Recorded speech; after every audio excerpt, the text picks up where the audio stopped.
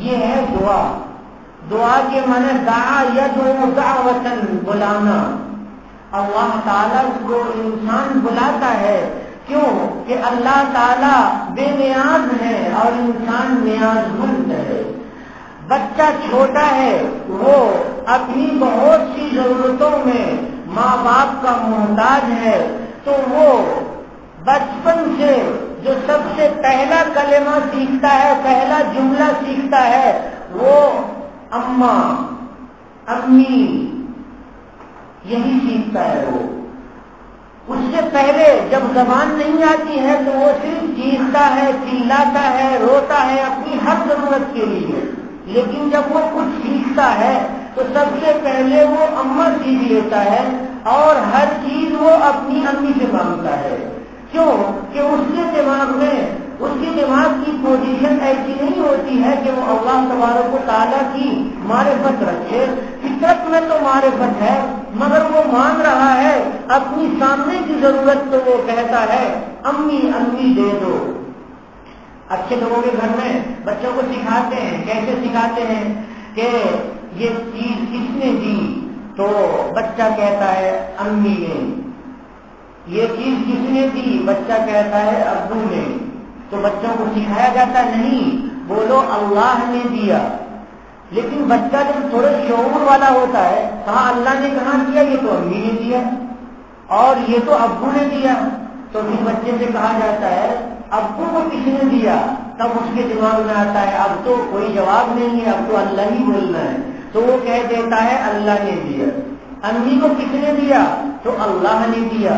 اب وہ بار بار جب بچے سے کہلوایا جاتا ہے تو بچے کو یہ سمجھ میں آتا ہے کہ ہر چیز ہمیں اللہ تعالیٰ سے مانگنی چاہیے. جیسا کہ ہم نے قطب الدین بختیار کاکی رحمت اللہ علیہ کے سلسلے میں آپ لوگوں کو بتایا تھا. تو غرض یہ کہ دعا اس لیے انسان کے لیے ہے کہ انسان ہر چیز میں محتاج ہے، ہر چیز میں محتاج ہے. صبح محتاج ہے، شام محتاج ہے، وہ چلنے پھرنے کے لیے زمین کا محتاج ہے، وہ گاڑی کا محتاج ہے، وہ کھانے پینے کے لیے اناج اور غلے کا محتاج ہے، سانس لینے کے لیے وہ آکسیجن کا محتاج ہے. یہ پوری کائنات جو اللہ تعالیٰ نے انسان کے لیے بنائی ہے اور انسان کو اللہ تعالیٰ نے عبادت کے لیے بنا دیا ہے. تو یہ عبادت، اللہ تبارک و تعالیٰ کی عبادت، یہ عبادت کا مغز بتایا ہے کہ دعا. اللہ کے نبی صلی اللہ علیہ وسلم نے ارشاد فرمایا الدعاء مخ العبادہ، کہ عبادت دعا کا مغز ہے، دعا کا مغز ہے. جیسے مثال کے طور پہ ہم مونگ پھلی لیتے ہیں، بیٹے بیٹھ جاؤ، مونگ پھلی لیتے ہیں، مونگ پھلی میں اندر مغز ہوتا ہے. اگر اندر سے نکال لیں تو وہ بے مغز مونگ پھلی رہے گی. ہم اخروٹ لیں اور اخروٹ کے اندر سے نکال دیں تو وہ بے مغز اخروٹ ہوگا. اخروٹ کے چھلکے سے بچوں کو محبت نہیں ہوتی ہے، اخروٹ کے اندر جو مغز ہے اس سے محبت ہوتی ہے. تو اللہ تبارک و تعالیٰ نے جو اللہ کے نبی صلی اللہ علیہ وسلم نے جو ارشاد فرمایا الدعاء مخ العبادہ، کہ عبادت کا مغز یہ دعا ہے. عبادت کا مغز یعنی جس طرح سے اخروٹ میں مغز ہے، اسی طرح سے عبادت کی مثال اخروٹ جیسی سمجھ لیجیے کہ اس اخروٹ میں جیسے مغز ہے ویسے عبادت کے اندر مغز ہے. وہ مغز ہے دعا. وہ بندہ جو اللہ سے بے نیاز ہے اس سے اللہ تبارک و تعالیٰ ناراض رہتے ہیں، اور جو بندہ ہر وقت اپنی ضرورت، اپنی حاجت اللہ تبارک و تعالیٰ سے مانگتا ہے تو اللہ تبارک و تعالیٰ بہت خوش ہوتے ہیں، بہت خوش ہوتے ہیں. اللہ کے نبی صلی اللہ علیہ وسلم نے ارشاد فرمایا من لم يسأل اللہ یغضب علیہ، کہ جو آدمی اللہ تعالیٰ سے سوال نہیں کرتا، اللہ تعالیٰ سے بھیک نہیں مانگتا، اللہ تبارک و تعالیٰ کے سامنے ہاتھ نہیں پھیلاتا، اپنی ضرورت اور اپنی حاجت کو خدا اپنے پاک پروردگار سے نہیں مانگتا، تو اس پر اللہ ناراض ہو جاتے ہیں، اللہ خفا ہو جاتے ہیں. ہم دنیا میں دیکھتے ہیں کہ دنیا کے مالدار اور دنیا کے داتا بہت سے لوگ ہیں جو اپنے کو سخی بنتے ہیں، لیکن ایک ضرورت مند ایک مرتبہ آئے کہ مجھے 100 روپے دے دیجئے فلاں ضرورت ہے، پھر دوبارہ آئے کہ مجھے 1000 روپے دے دیجئے مجھے 1000 روپے کی ضرورت ہے، تو وہ دے دے گا۔ تیسری مرتبہ آئے کہ ہمیں 10,000 کی ضرورت ہے تو 10,000 بھی دے گا، لیکن وہ سوچے گا کہ ارے یہ کیا بات ہے، اس کے باپ کا خزانہ میرے یہاں رکھا ہوا ہے، اس کے باپ کی تھیلی ہمارے یہاں رکھی ہوئی ہے کہ جب آ رہا ہے میرے سے مانگ رہا ہے 2 سے 4 مرتبہ 10 مرتبہ وہ دے گا۔ دنیا کا کتنا ہی بڑا سخی انسان ہوگا تو وہ ایک دو مرتبہ 10 مرتبہ کے بعد ضرور ناراض ہو جائے گا، اور وہ اپنے دل میں محسوس کرے گا کہ یہ اپنی ضرورت ہمارے پاس پیش کر رہا ہے لا کر کے۔ لیکن اللہ تبارک و تعالیٰ کے پاس اتنا خزانہ ہے کہ اس خزانے کی کوئی انتہا نہیں ہے۔ اللہ تبارک و تعالیٰ دینے والے اپنے بندے کو دیتے ہیں، بندہ جو مانگتا ہے سو دیتے ہیں، چھوٹی چیز بھی اللہ تعالیٰ سے ہی مانگنی چاہیے۔ جناب محمد رسول اللہ صلی اللہ علیہ وسلم نے ارشاد فرمایا، دیکھیے حدیث شریف میں، لِيَسْأَلْ أَحَدُكُمْ رَبَّهُ حَاجَتَهُ كُلَّهَا، ہمیشہ ضرور ہر انسان کو اپنے رب سے اپنی ساری ضرورت مانگنی چاہیے۔ یہ کون فرما رہے ہیں؟ ہمارے پیارے نبی جناب محمد رسول اللہ صلی اللہ علیہ وسلم سکھا رہے ہیں کہ اپنی ہر ضرورت، سب ضرورت صرف اللہ تبارک و تعالیٰ سے مانگا کرو۔ حتیٰ یسأل شسع نعلہ، یہ جوتا ہم پہنتے ہیں تو جوتے میں اوپر ایک رسی لگاتے ہیں، پھیتا لگاتے ہیں، اس پھیتے کو عربی میں شسعون کہتے ہیں اور فارسی میں اس کو تسمہ کہتے ہیں، یعنی جوتے کا پھیتا۔ بات تو سمجھ میں آ گئی ہوگی۔ یہ جوتے کا پھیتا یہ ایسا ہے، وہ پیر میں لگا ہوا ہوتا ہے اور بالکل ادنا سی چیز ہے، وہ ادنا سی رسی ہے، وہ بھی کبھی باندھتے وہ ٹوٹ جاتا ہے۔ تو اللہ کے نبی صلی اللہ علیہ وسلم سکھا رہے ہیں کہ تمہارے نزدیک نہایت چھوٹی سی چیز وہ جوتے کا تسمہ ہے، جوتے کا پھیتا ہے، اگر وہ بھی ٹوٹ جائے تو اللہ تبارک و تعالیٰ سے مانگو۔ حتیٰ یسأل شسع نعلہ اذا انقطع، جب جوتے کا تسمہ ٹوٹ جائے تو بھی تم اللہ تبارک و تعالیٰ سے مانگو۔ ترمذی شریف میں ایک اور روایت ہے اسی کے آگے، اس میں یہ لکھا ہوا ہے حتیٰ یسأل الملح، نمک اگر ختم ہو جائے تو نمک بھی اللہ تبارک و تعالیٰ سے مانگو۔ ہر چھوٹی سے چھوٹی چیز، نمک کی قدر قیمت کیا ہے؟ ہمارا بچپنا تھا تو اس زمانے میں نمک دکان کے باہر رکھا ہوا رہتا تھا، 10 پیسے کلو نمک ملتا تھا، 5 پیسے کلو نمک ملتا تھا۔ وہ لوگوں کو دکاندار کہہ دے کتنا لینا ہے، ہمیں 1 کلو لینا ہے تو پیسہ دے دیتا تھا اور ترازو باہر رکھا ہوا ہے نمک کی بوری میں، تم خود سے تول لو اور لے کر کے چلے جاؤ۔ اس سے جو پہلے کا زمانہ تھا نمک اس زمانے میں دکھتا نہیں تھا۔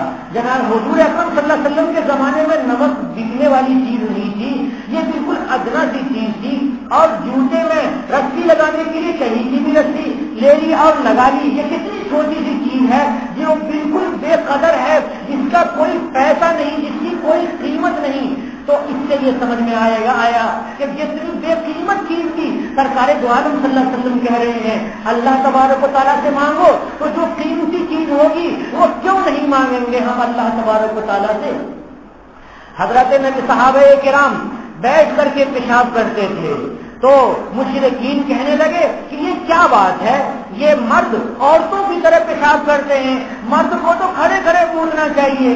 تو نبی کریم صلی اللہ علیہ وسلم کے جو صحابہ تھے اس کافروں کو جواب دیا، اے کافر کی اولاد، تیرا رہنما کوئی نہیں ہے، تیرے پاس اللہ نے کوئی کتاب نہیں بھیجی ہے، کہ تم اللہ کے نبی جناب محمد رسول اللہ کو مانتے نہیں ہو، نہ تو تمہارا کتاب پر ایمان اور نہ تو تمہارا رسول پر ایمان، تمہیں کیا معلوم کہ کھڑے ہو کر کے پیشاب کرنا زیادہ بہتر ہے یا بیٹھ کر کے پیشاب کرنا زیادہ بہتر ہے؟ ہمارے نبی اللہ کے بھیجے ہوئے ہیں، چھوٹی سی چھوٹی بات بھی ہمیں سمجھاتے ہیں، ہمیں پیشاب کرنے کا طریقہ بتاتے ہیں، ہمیں پیخانہ کرنے کا طریقہ بتاتے ہیں، ہمیں کھانے کا طریقہ بتاتے ہیں، ہمیں دیکھنے اور نہ دیکھنے کا طریقہ بتاتے ہیں، ہمیں سواری سے سوار ہونے کا طریقہ بتاتے ہیں، اللہ کے شکریہ کے لیے دعا پڑھنا سکھاتے ہیں۔ تو ہماری تو تربیت نبی کریم صلی اللہ علیہ وسلم کر رہے ہیں، تمہیں کیسے کیا قدر ہوگی کہ ہمارے نبی صلی اللہ علیہ وسلم کیا بتا رہے ہیں۔ حضور نے فرمایا استنزہوا من البول، کہ تم لوگ پیشاب کے چھینکے سے بچا کرو، فإن عامۃ عذاب القبر منہ، کہ اکثر قبر کا عذاب پیشاب کے چھینک کی وجہ سے ہوتا ہے۔ تو جب انسان کھڑے ہو کر کے پیشاب کرے گا تو پیشاب کے قطرے اس کے پیروں پہ پڑیں گے، اس کے کپڑوں پہ پڑیں گے، تو یہ کپڑے ناپاک ہو جائیں گے۔ ان ناپاکی کی وجہ سے یہ اللہ تبارک و تعالیٰ کے یہاں سزا ہوگی۔ ایک قبر کے پاس نبی کریم صلی اللہ علیہ وسلم گزرے تو وہاں عذاب ہو رہا تھا۔ حضور اکرم صلی اللہ علیہ وسلم نے ارشاد فرمایا کہ اس کو پیشاب کی چھینک سے نہیں بچنے کی وجہ سے عذاب ہو رہا ہے۔ تو جب انسان ایسی جگہ میں بیٹھ کر کے پیشاب کرے کہ جس میں پیشاب کی چھینکیں نہ پڑیں تو کتنا اچھا رہے گا۔ حضور اکرم صلی اللہ علیہ وسلم پیشاب کے لیے جاتے تھے تو دور چلے جاتے تھے۔ ابو داؤد شریف کی پہلی حدیث ہے اذا ذهب المذهب ابعد، جب حضور اکرم صلی اللہ علیہ وسلم پیشاب کے لیے جاتے تھے تو دور چلے جاتے تھے اور یہ نرم زمین نرم مٹی پر تھوڑا سا اسے نرم کر دیتے تھے، کھود دیتے تھے، اس کے بعد پیشاب کرتے تھے تاکہ پیشاب کی چھینکیں نہ پڑیں۔ تو ہمارے سرکار نے تو ہر چیز سکھائی ہے، چھوٹی سے چھوٹی چیز ہمیں سکھائی اور بڑی سے بڑی چیز ہمیں سکھائی۔ تو حضور نے ہمیں دعا کا طریقہ سکھایا اور دعا میں بھی چھوٹی سے چھوٹی چیز بھی اسی پاک پروردگار سے مانگنی ہے اور بڑی سے بڑی چیز بھی اسی پاک پروردگار سے مانگنی ہے، اور مانگنے کے لیے پورا نیاز مند ہونا ضروری ہے، دماغ میں مضمون کو سوچ کر کے مانگنا ہے۔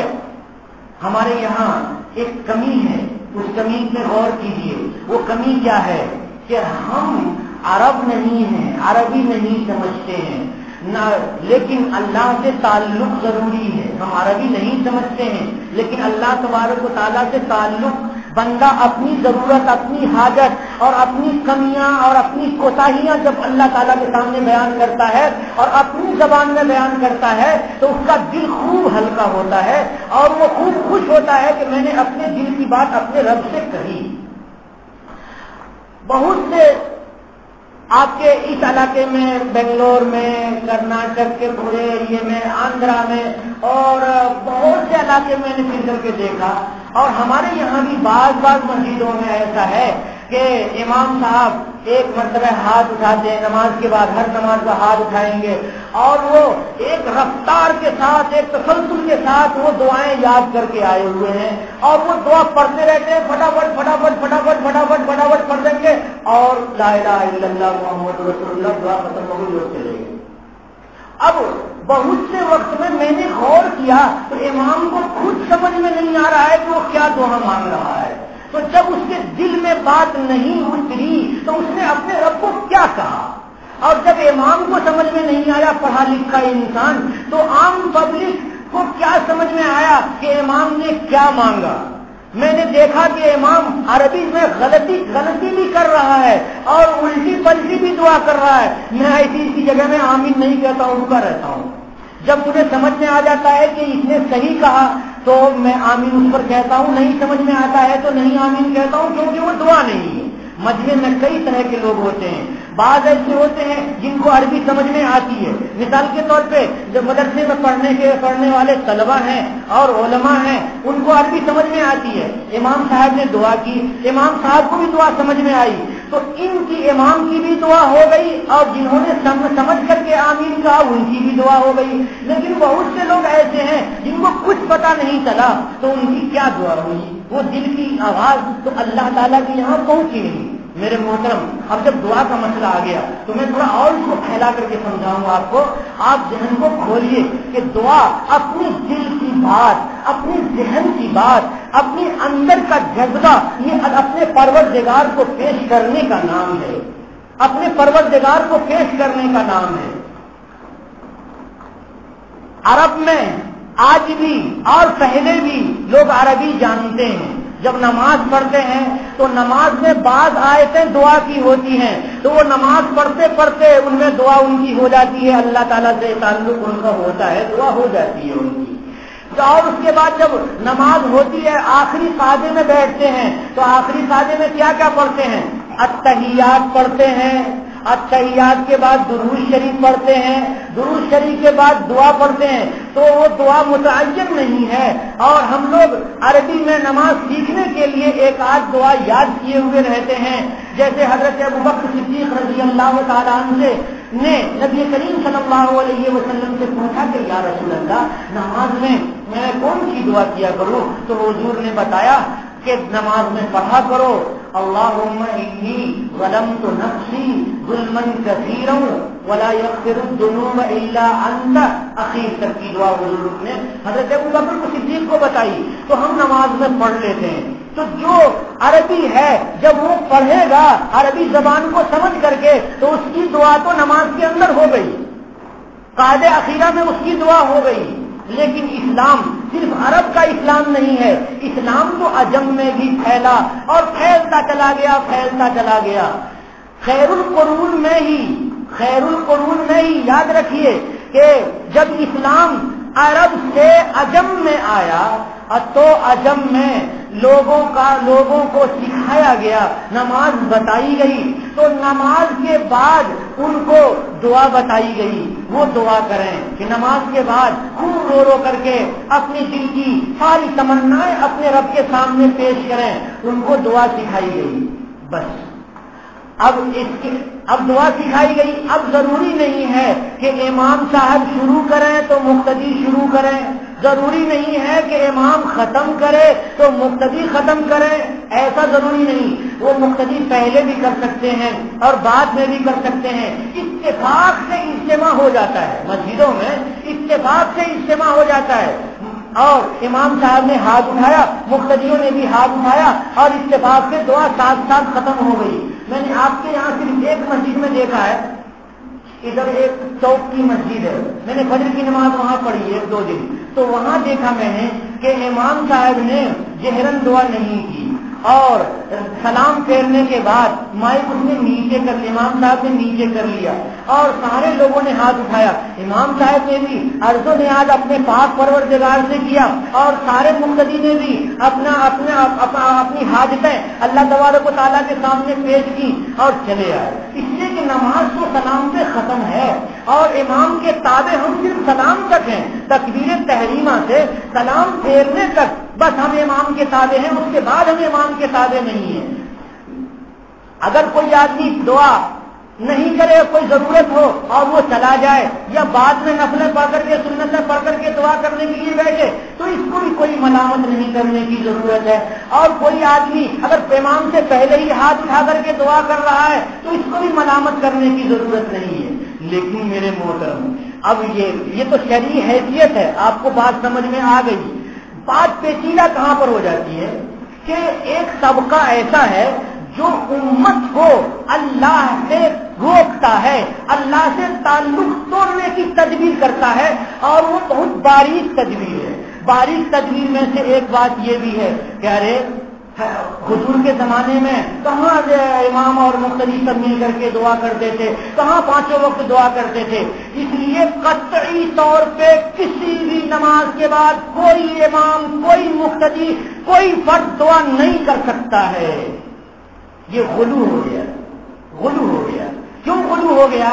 کہ نماز کے بعد دعا کو سختی سے کسی نے نہیں منع کیا ہے، نہ تو سرکار دو عالم جناب محمد رسول اللہ صلی اللہ علیہ وسلم نے، نہ تو صحابہ کرام نے، نہ تو تابعین نے، کسی نے سختی سے نہیں منع کیا ہے. جب سختی سے منع نہیں کیا ہے اور ویسے بھی نہیں روکا ہے، کوئی منع کرنے کی کوئی روایت نہیں ہے، تو اس کا مطلب ہوا کہ یہ آج کی نئی پر پیدا کی ہوئی بدعت ہے. تو آج دعا سے روکنا یہ بدعت ہے. دعا سے بندوں کو نہیں روک سکتے، یہ بدعت ہے. سوال یہ پیدا ہوا کہ صاحب سب لوگ ساتھ کریں اکیلے کریں؟ چاہو تو ساتھ کرو، چاہو تو اکیلے کرو، چاہو تو پہلے کرو، چاہو تو بعد میں کرو، چاہو اپنی اردو میں بولو، چاہے کنڑ میں بولو، چاہے تمل میں بولو، چاہے ملیالم میں بولو۔ اللہ تبارک و تعالیٰ دل کے احساسات کو اور تمہارے الفاظ کو جانتے ہیں۔ اللہ کے یہاں جو لوح محفوظ ہے وہ میموری آف نیچر ہے، اس میموری آف نیچر میں ساری کی ساری زبانیں موجود ہیں۔ اللہ سارے بندے کی ساری زبان جانتے ہیں، اس لیے دعا کرو۔ تو اللہ سے تعلق قائم کرنے کے لیے دعا ضروری ہے۔ اب بات یہ آتی ہے آگے کہ کیا نمازوں کے بعد دعا ثابت ہے یا نہیں ثابت ہے؟ تو آپ دیکھیے، ترمذی شریف کھولیے، نہیں ہو تو ہمارے موبائل میں دیکھیے، باب التخشع فی الصلاۃ میں لکھا ہوا ہے کہ نفلیں پڑھ لینے کے بعد، نماز پڑھ لینے کے بعد دعا کرنی چاہیے بندوں کو۔ اور حضرت تھانوی رحمت اللہ علیہ نے امداد الفتاوی میں ایک ضخیم فتویٰ لکھا ہے، کئی صفحے میں لکھا ہے، ایک ضخیم رسالہ ہے موجود، اس نے بتایا ہے کہ فرض نماز کے بعد دعا قبول ہوتی ہے، اس کی صراحت حدیث شریف میں ہے۔ فرض نماز کے بعد دعا قبول ہوتی ہے، اس کی صراحت حدیث شریف میں ہے۔ تو اب جب بندہ اللہ سے اللہ کے لیے رکوع اور سجدے کرتا ہے تو اس کے بعد جب اللہ کے لیے وہ ہاتھ اٹھاتا ہے تو دعا قبول ہوتی ہے۔ تو جب فرض کے بعد بھی دعا قبول ہوتی ہے، اس کی وضاحت احادیث میں ہے۔ اور جب یہ معلوم ہے کہ نفل کے بعد بھی دعا قبول ہوتی ہے، اس کی صراحت احادیث میں ہے۔ اور حضور اکرم صلی اللہ علیہ وسلم نے بھی دعائیں کی ہیں اور صحابہ کرام نے بھی دعائیں کی ہیں۔ اس طرح سے جب ثابت ہے، مطلق دعا ثابت ہے، تو پھر دعا سے منع کرنے کی کوئی وجہ نہیں۔ چاروں فقہ میں ثابت ہے، امام ابو حنیفہ، امام مالک، امام شافعی، امام احمد بن حنبل، سب کے نزدیک دعا ثابت ہے۔ دعا کو کسی نے منع نہیں کیا ہے چاروں فقہ میں۔ تو آج جو دعا سے روکنے کی مہم چل رہی ہے، یہ بہت خطرناک قسم کی مہم ہے، یہ بندوں کو اللہ سے کاٹنے کی مہم ہے۔ اس لیے اللہ کے بندوں، اللہ سے جڑ جاؤ اور خوب اللہ کی بارگاہ میں دعا کرو۔ دعا کرنا کوئی بدعت نہیں ہے، بس یہ ہے کہ اپنے دل کی جو آواز ہے وہ اللہ تبارک و تعالیٰ سے کرو۔ عربی زبان میں امام صاحب دعا کرتے ہیں اور سمجھتے نہیں تو وہ ذکر ہے، ان کو ثواب مل جائے گا۔ عربی زبان میں آدمی بندہ دعا کر رہا ہے، حضور کی دعائیں ہیں، اگر وہ سمجھ رہا ہے تو وہ دعا ہے، اور سمجھ نہیں رہا ہے تو وہ اللہ کا ذکر ہے۔ اگر سمجھ رہا ہے قرآن کی آیت میں دعا ہے، اگر وہ سمجھ رہا ہے تو وہ دعا ہے، پہنچ رہی ہے دعا اللہ کے پاس۔ اور اگر نہیں سمجھ رہا ہے تو وہ ذکر ہے اللہ تبارک و تعالیٰ کا، جو ذکر بندہ اپنی زبان میں اللہ تبارک و تعالیٰ سے کر رہا ہے۔ اس لیے دعا کا انکار کرنا اور سختی سے منع کرنا یہ غلط ہے، اور دعا کے لیے اجتماعیت کو ضروری سمجھنا یہ ذہن کی غلطی ہے۔ اور دعا کے کا جو کو زور سے کرنے کو لازم کرنا، جیسے میں نے آندھرا پردیش میں بدعتی علاقوں میں دیکھا ہے کہ اگر امام نے زور سے دعا نہیں کی تو سارے مقتدی ناراض ہو جاتے ہیں، تو یہ اپنی طرف سے اضافہ ہے۔ تو دعا ثابت ہے اور دعا کرنی چاہیے۔ دعا سے کاٹنا یہ بندے کو اللہ تبارک و تعالیٰ سے دور کرنا ہے۔ یہ تو نماز کے بارے میں بتایا میں نے۔ دعا، اس کے بعد ایک اور مسئلہ سمجھیے۔ اللہ کے نبی صلی اللہ علیہ وسلم نے فرمایا کہ جس بندے کو یہ بات خوش کرتی ہو کہ اس کی دعا قبول ہو، ہر بندہ چاہتا ہے کہ اللہ میری دعا قبول کر لے، ہر بندہ چاہتا ہے کہ اللہ میری دعا قبول کر لے، تو کیسے دعا قبول ہوگی اللہ کے بارگاہ میں؟ جب خوب آدمی صحت مند ہے، آدمی خوش ہے اور آدمی آرام و سکون کی زندگی گزار رہا ہے، اس وقت اللہ تعالیٰ سے خوب گڑگڑانا چاہیے۔ تو جب مصیبت آئے گی اور پھر بندہ ہاتھ اٹھائے گا تو دعا جلدی سے قبول ہو جائے گی کہ یہ بندہ تو میرا بندہ ہے، کہ جب آرام ہے تب بھی میرے پاس ہاتھ اٹھا رہا ہے، جب صحت ہے تب بھی وہ دعا کرتا ہے، جب مالداری ہے تب بھی دعا کرتا ہے، جب اس کو آرام اور سکون ہے تب بھی وہ دعا کرتا ہے۔ تو آج جو ہمارے سامنے بندہ آ گیا ہے اور اس کو پریشانی ہو گئی ہے، بیمار ہو گیا ہے، تکلیف ہو گئی ہے، اس کو ذہنی ٹینشن ہو گیا یا کوئی اور عذر پیش آ گیا، تو اللہ تبارک و تعالیٰ اس وقت دعا جلدی سے قبول فرماتے ہیں من سرہ ان یستجیب اللہ لہ عند الشدائد، جس آدمی کو یہ بات خوش کرے کہ اللہ تبارک و تعالیٰ اس کی دعا قبول کرے سختی کے وقت میں، شدائد سختی کے وقت میں، والکرب کرب کہتے ہیں کسی مصیبت اور پریشانی کو، کسی تکلیف کے وقت میں،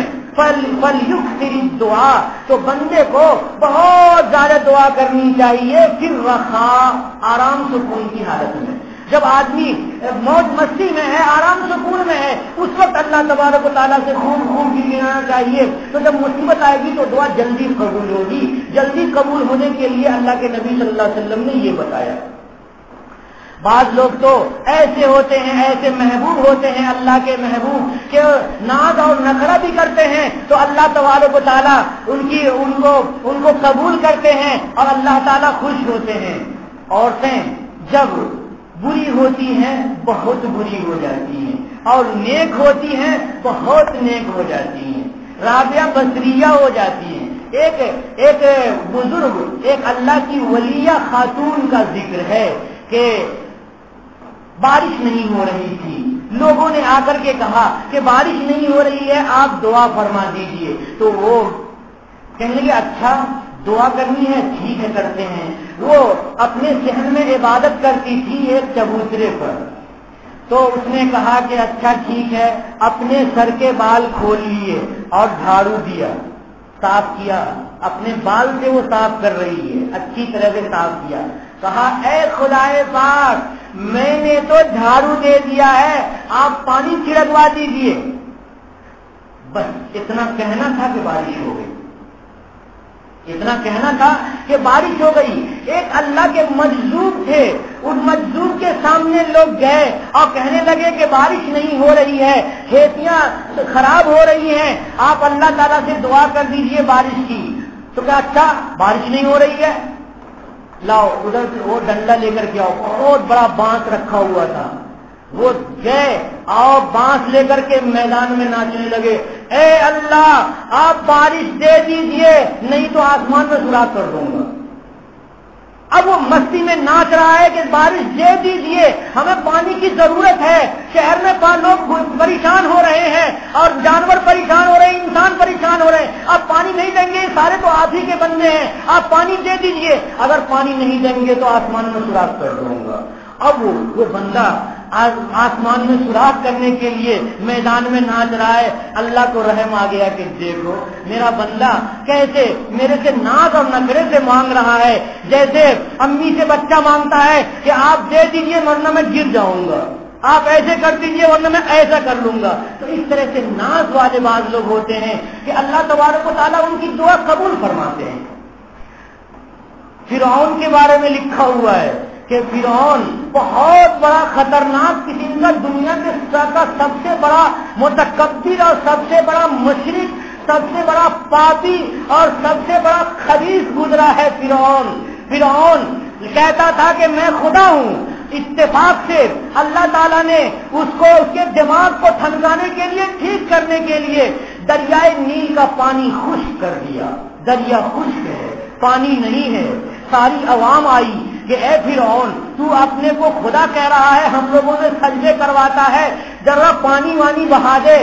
تو اب بہت کوشش کی، اس کی کوشش کامیاب نہیں ہوئی، تو فرعون خلوت میں گیا اور مسلح بچھا لیا اور کہا کہ اے پروردگار آپ واقعتاً وہی پروردگار ہیں جیسا کہ موسیٰ مجھے سمجھاتا ہے، اور میں عاجز آ گیا ہوں، میں اب دریائے نیل میں پانی نہیں لا سکتا، اگرچہ میں جھوٹی جھوٹی خدائی کا دعویٰ کرتا ہوں، جھوٹی خدائی کا دعویٰ کرتا ہوں، لوگوں سے سجدے کرواتا ہوں، لیکن میرے بس میں نہیں ہے۔ پانی لانا صرف آپ کے بس میں ہے اور آپ پانی بہا دیجئے۔ اللہ تبارک و تعالیٰ نے فرعون کی دعا بھی قبول فرمائی اور دریائے نیل میں پانی بہا دیا، دریائے نیل میں پانی بہا دیا۔ حضرت عمر رضی اللہ تعالیٰ عنہ کا زمانہ ہے، آپ نے سنا ہوگا، حضرت عمر رضی اللہ تعالیٰ عنہ کے پاس یہ مصر کے جو گورنر تھے، انہوں نے خط لکھا کہ دریائے نیل میں پانی خشک ہو گیا ہے اور یہاں رسم ہے کہ پانی لانے کے لیے زندہ بچی اس میں ڈال دی جاتی ہے تو پانی آتا ہے، اور یہ تو اسلام میں جائز نہیں ہے، اس لیے میں نے روک رکھا ہے لوگوں کو کہ نہیں، ایسا ہرگز جائز نہیں ہے، لیکن پانی آ نہیں رہا ہے۔ ہم نے بہت دعا کی مگر پانی نہیں آیا۔ حضرت عمر رضی اللہ تعالیٰ عنہ نے کہا اچھا پانی نہیں آیا۔ حضرت عمر نے ایک خط لکھا اور کہا یہ خط بند رکھو اور جا کر کے دریا میں ڈال دو، دیکھو کیا ہوتا ہے۔ اس خط میں حضرت عمر نے لکھا، اے دریائے نیل، میرا ایمان اللہ تعالی کی ذات پر ہے اور میں جانتا ہوں کہ صرف اللہ تعالی ہی دریا میں پانی بہاتے ہیں، انسانوں کے لیے اللہ نے ہی پانی کا انتظام کیا ہے، کسی اور نے نہیں انتظام کیا ہے۔ اے دریا، اگر تو اللہ کے حکم سے چلتا ہے تو چلنا شروع کر دے، اور اگر تو اللہ کے حکم کے خلاف چلتا ہے تو تیرے پانی کی ہمیں ضرورت نہیں ہے۔ حضرت عمر کا یہ خط لے جا کر کے دریا میں ڈال دیا گیا، تھوڑی ہی دیر میں دریائے نیل میں پانی بھر گیا۔ ہم دعا کرتے ہیں اللہ تعالیٰ سے اور اس کے بعد دیکھتے ہیں کہ دعا قبول ہوئی یا نہیں ہوئی۔ اے اللہ تعالیٰ، عید آ رہی ہے، عید کے لیے بہترین قسم کا سوٹ دے دے۔ دعا کیا اور جا کے گھر میں دیکھا تو سوٹ کہیں نہیں رکھا ہوا، تو کیا کہہ دیتے ہیں کہ ہمیں نے دعا کی، دعا قبول نہیں ہوئی۔ میرے محترم، یہ بہت غلط بات ہے، عقیدے کے لحاظ سے نہایت نیچ بات ہے کہ بندہ یہ کہہ دے کہ میری دعا قبول نہیں ہوئی، بندہ یہ کہہ دے کہ میری دعا قبول نہیں ہوئی۔ دعا کرے بندہ اور یقین کے ساتھ دل کی گہرائیوں میں یقین کرے کہ وہ داتا ایسے ہیں جو دعا ضرور قبول فرماتے ہیں۔ کوئی ایک مالدار آدمی ہو، مالدار آدمی کے پاس ایک بھکاری پہنچے اور جا کر کے کہے کہ 1 روپے کی مجھے ضرورت ہے، وہ مالدار کروڑپتی خراب پتی ہے تو وہ 1 روپیہ دے گا یا نہیں دے گا؟ وہ ضرور دے دے گا۔ اگر وہ نہیں دے گا تو وہ آدمی فقیر جائے گا اور کہے گا کہ دیکھو فلاں خراب پتی ہے، ارب پتی ہے، اور اس سے 1 سکہ مانگا اس نے نہیں دیا، تو اس کے دوست احباب اور جاننے والوں میں اس کی بے عزتی ہوگی۔ اللہ تبارک و تعالیٰ بندے کی دعا ضرور قبول فرماتے ہیں۔ جب بندہ دعا کرتا ہے تو اللہ محروم نہیں کرتے ہیں۔ کیوں؟ اس لیے کہ اللہ تبارک و تعالیٰ قیامت کے دن جب سارے انبیاء ہوں گے، سارے صلحاء ہوں گے، سارے صدیقین ہوں گے، سارے کے سارے اللہ کے محبوب، اللہ کے اولیاء ہوں گے، تو کوئی بندہ ایسا نہ نکل آئے جو کہے کہ اے اللہ، میں نے فلاں دعا کی تھی اور میری دعا آپ نے قبول نہیں کی۔ ایسا نہیں ہو سکتا۔ جب دنیا کا پیسے والا انسان یہ نہیں چاہتا ہے کہ اس کے دوستوں کے درمیان یہ بات گردش کرے کہ فقیر نے 1 روپیہ مانگا اور فقیر کو اس نے نہیں دیا، فقیر نے 1 روپیہ مانگا، فقیر کو اس نے نہیں دیا۔ اللہ تبارک و تعالیٰ تو داتا ہیں، اللہ کیوں نہیں دیں گے؟ بندوں کی دعا اللہ 3 طرح سے قبول فرماتے ہیں۔ ایک تو یہ ہے کہ بندے نے جو مانگا ہے وہ عنایت فرما دیتے ہیں، اور کبھی ایسا ہوتا ہے کہ اللہ تعالیٰ اس کے بدلے میں کوئی چیز عنایت فرماتے ہیں، اور کبھی ایسا ہوتا ہے کہ اللہ تبارک و تعالیٰ اس کے بدلے میں دنیا میں نہیں دیتے ہیں اور آخرت میں دیتے ہیں، یہاں تک کہ جب آخرت میں بہت ساری نعمتیں ملنے لگیں گی تو اس وقت بندہ کہے گا اے اللہ، یہ میری کس نیکی کا بدلہ ہے؟ تو اب اللہ تعالیٰ کہیں گے، فرشتے کہیں گے کہ تم نے فلاں دعا کی تھی اور وہ دعا تمہاری دنیا کے لیے قبول نہیں ہوئی، یہاں کے لیے قبول ہوئی. تو وہ چیخنے لگے گا کہ یا بار الہ، کیا اچھا ہوتا کہ دنیا میں میری کوئی دعا قبول نہیں ہوتی اور ساری دعا کا ذخیرہ یہی ہمیں نصیب ہو جاتا. تو اللہ تبارک و تعالیٰ تو داتا ہیں، اللہ دعا ضرور قبول فرماتے ہیں. ضروری ہے کہ انسان دل کے گہرائی کے ساتھ یقین رکھے کہ میری دعا خدائے پاک ضرور قبول فرمائیں گے. اللہ کے نبی صلی اللہ علیہ وسلم ارشاد فرماتے ہیں، یستجاب لأحدکم ما لم یعجل، تم لوگوں کی دعا ضرور قبول ہوتی ہے جب تک کہ وہ جلدی نہ مچائے. جلدی مچانا ناشکری ہے. تمہاری دعا ضرور قبول ہوتی ہے جب تک کہ تم جلدی نہ مچاؤ.